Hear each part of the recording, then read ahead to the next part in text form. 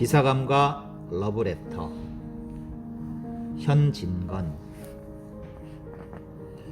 C 여학교에서 교원 겸 기숙사 사감 노릇을 하는 B 여사라면 딱장대요, 독신주의자요, 찰진 야속꾼으로 유명하다. 40에 가까운 노처녀인 그는 주근깨 투성이 얼굴이 처녀다운 맛이란 약에 쓰려도 찾을 수 없을 뿐인가. 시들고 거칠고 마르고 누렇게 뜬 품이 곰팡스런 굴비를 생각나게 한다.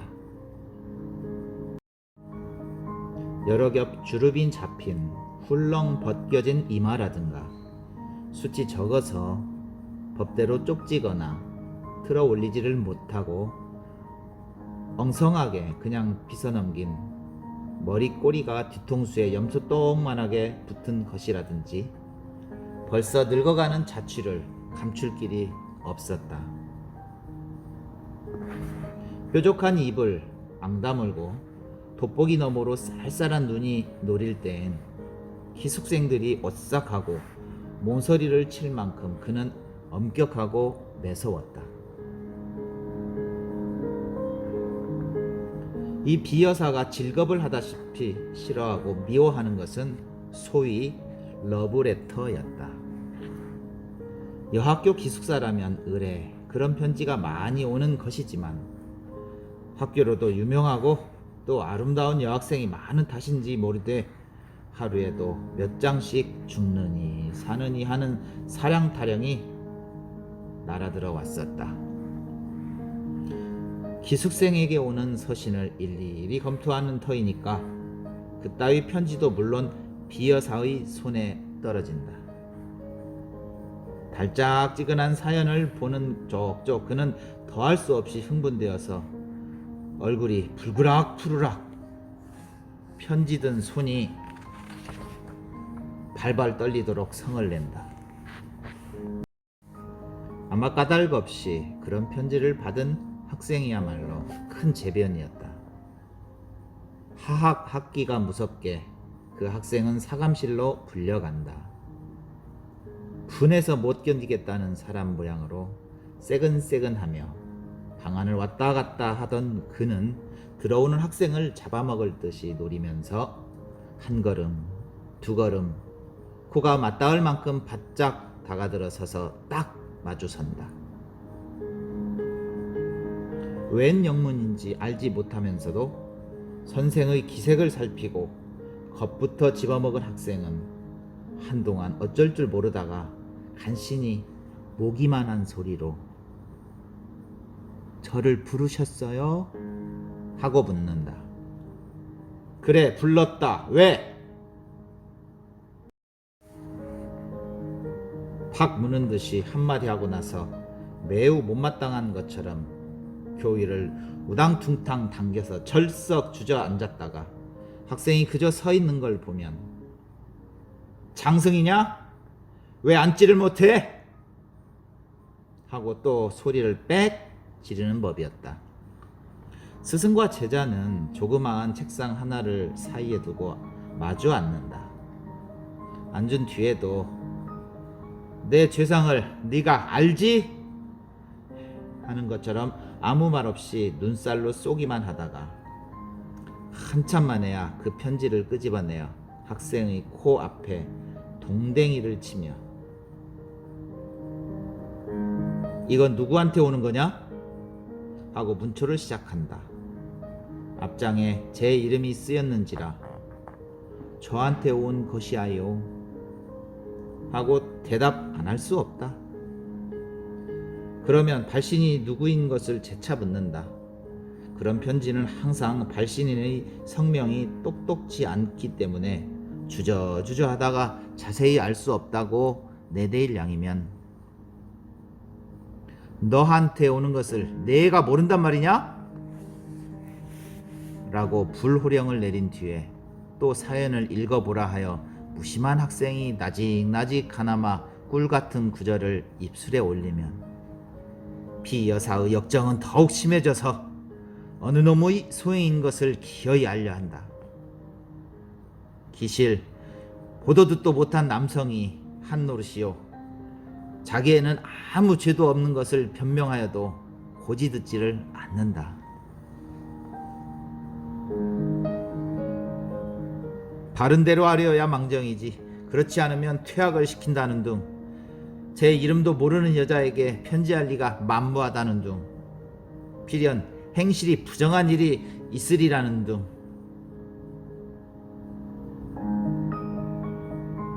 하다못해 어디서 한번 만나기라도 하였을 테니 어찌해서 남자와 접촉을 하게 되었냐는 둥. 자칫 잘못하여 학교에서 주최한 음악회나 바자에서 혹 보았는지 모른다고 졸리다 못해 주어댈 것 같으면 사내의 보는 눈이 어떻느냐, 표정이 어떻느냐, 무슨 말을 건네더냐, 미주알 고주알 캐곱하며 어르고 볶아서 넉넉히 10년 감수는 시킨다.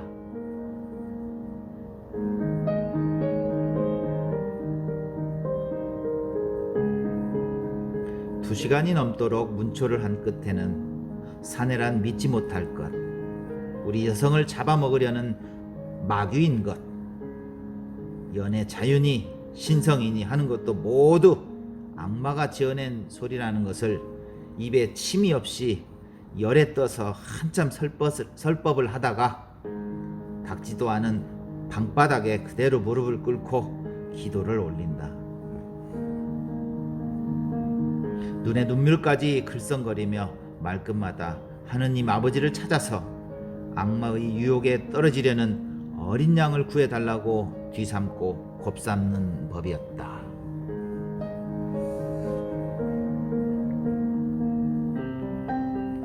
그리고 둘째로 그의 싫어하는 것은 기숙생을 남자가 면회하러 오는 일이었다.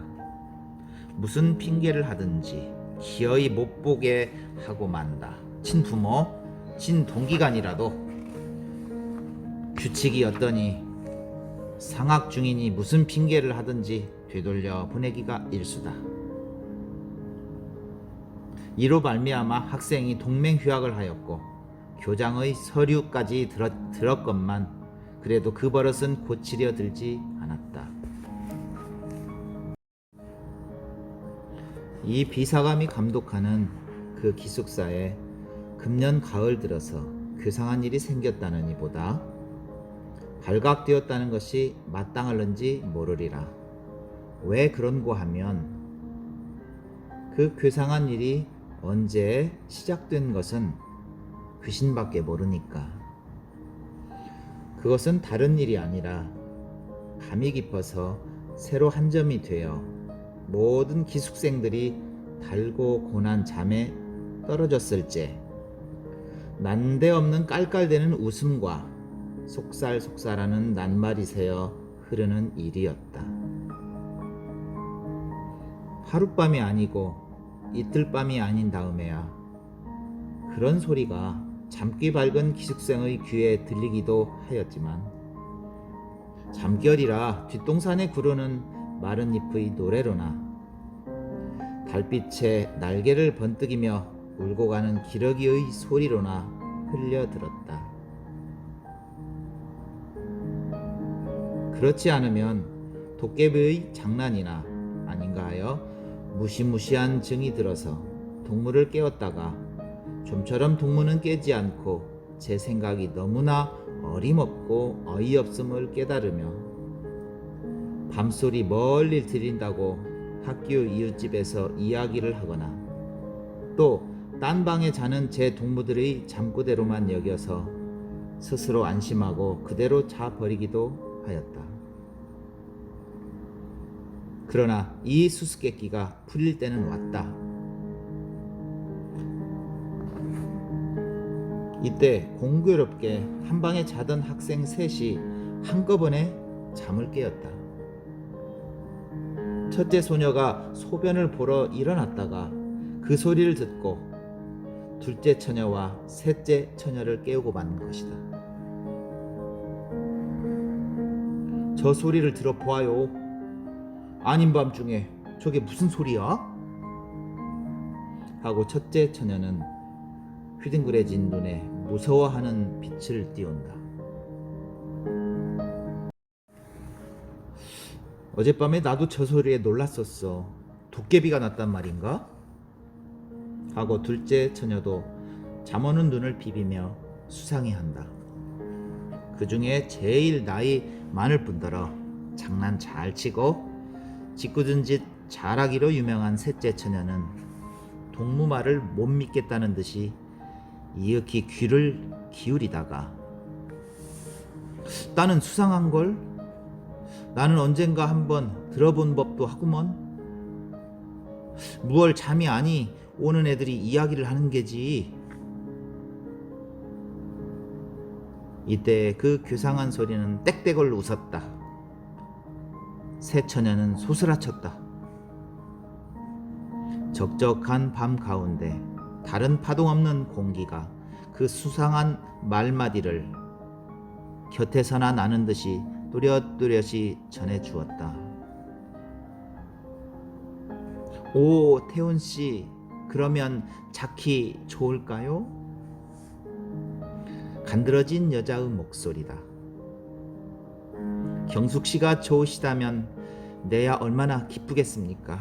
아, 오직 경숙씨에게 바친 나의 타는 듯한 가슴을 인제야 아셨습니까? 정열에 뜬 사내의 목청이 분명하였다. 한동안 침묵. 인제 그만 놓아요. 키스가 너무 길지 않아요. 행여 남이 보면 어떡해요. 아양 떠는 여자 말씨. 길수록 더욱 좋지 않나요? 나는 내 목숨이 끊어질 때까지 키스를 하여도 길다고는 못하겠습니다. 그래도 짧은 것을 하나겠습니다. 사내의 피를 뿜는 듯한 이 말끝은 계집의 자지러진 웃음으로 묻혀버렸다. 그것은 묻지 않아도 사랑에 겨운 남녀의 허물어진 수작이다. 감금이 지독한 이 기숙사에 이런 일이 생길 줄이야. 새 처녀는 얼굴을 마주 보았다. 그들의 얼굴은 놀랍고 무서운 빛이 없지 않았으되 점점 호기심에 번쩍이기 시작하였다. 그들의 머릿속에는 한결같이 로맨틱한 생각이 떠올랐다.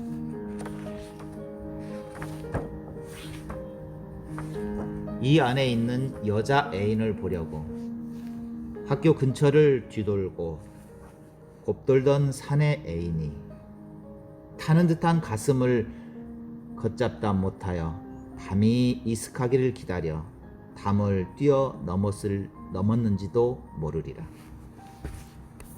모든 불이 다 꺼지고 오직 밝은 달빛이 은가루처럼 서린 창문이 소리 없이 열리며 여자 애인이 흰 수건을 흔들어 사내 애인을 부르는지도 모르리라. 활동사진에 보는 것처럼 기나긴 피륙을 내리워서 하나는 위에서 당기고 하나는 밑에서 매달려 디룽디룽 하면서 올라가는 전경이 있었는지도 모르리라. 그래서 두 애인은 만나가지고 저와 같이 사랑의 속삭거림에 잦아졌는지 모르리라. 꿈결 같은 감정이 안개 모양으로 눈부시게 새 처녀의 몸과 마음을 휩싸돌았다. 그들의 뺨은 후끈후끈 달았다. 괴상한 소리는 또 일어났다. 난 싫어요. 당신 같은 사내는 난 싫어요. 이번에는 매몰스럽게 대어내는 모양. 나의 천사, 나의 하늘, 나의 여왕, 나의 목숨, 나의 사랑, 나를 살려 주어요. 나를 구해 주어요. 사내의 애를 조리는 간청. 우리 구경 가볼까? 짓궂은 셋째 처녀는 몸을 일으키며 이런 제의를 하였다. 다른 처녀들도 그 말에 찬성한다는 듯이 따라 일어섰으되 의아와 공구와 호기심이 뒤섞인 얼굴을 서로 교환하면서 얼마쯤 망설이다가 마침내 가만히 문을 열고 나왔다. 쌀벌레 같은 그들의 발가락은 가장 조심성 많게 소리나는 곳을 향해서 곰실곰실 기어간다. 컴컴한 복도에 자다가 일어난 새 처녀의 흰 모양은 그림자처럼 소리 없이 움직였다. 소리나는 방은 어렵지 않게 찾을 수 있었다. 찾고는 나무로 깎아 세운 듯이 주춤 걸음을 멈출 만큼 그들은 놀랬다. 그런 소리의 출처야말로 자기네 방에서 몇 걸음 안 되는 사감실일 줄이야. 그렇듯이 사내라면 못 먹어 하고 침이라도 뱉을 듯하던 비사감의 방일 줄이야. 그 방에서 여전히 사내의 비대 발괄하는 푸념이 되풀이되고 있다. 나의 천사, 나의 하늘, 나의 여왕, 나의 목숨, 나의 사랑, 나의 애를 말려 죽일 테요. 나의 가슴을 뜯어 죽이실 테요. 내 생명을 맡으신 당신의 입술로. 셋째 처녀는 대담스럽게 그 방문을 빠끔히 열었다. 그 틈으로 다섯 눈이 방 안을 향해 쏘았다. 이 어쩐 기괴한 광경이냐. 전등불은 아직 끄지 않았는데 침대 위에는 기숙생에게 온 소위 러브레터의 봉투가 너저분하게 흩어졌고 그 알랭이도 여기저기 두서없이 펼쳐진 가운데 비사감 혼자 아무도 없이 제 혼자 일어나 앉았다.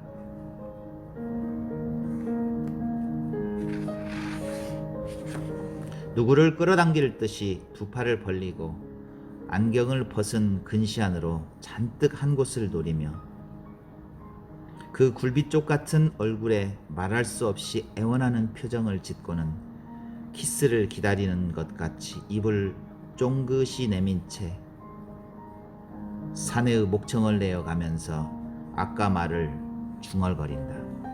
그러다가 그 넋두리가 끝날 겨를도 없이 급작스리 앵돌아서는 신용을 내며 누구를 후리치는 듯이 연해 손짓을 하며 이번에는 톡톡 쏘는 계집의 음성을 지어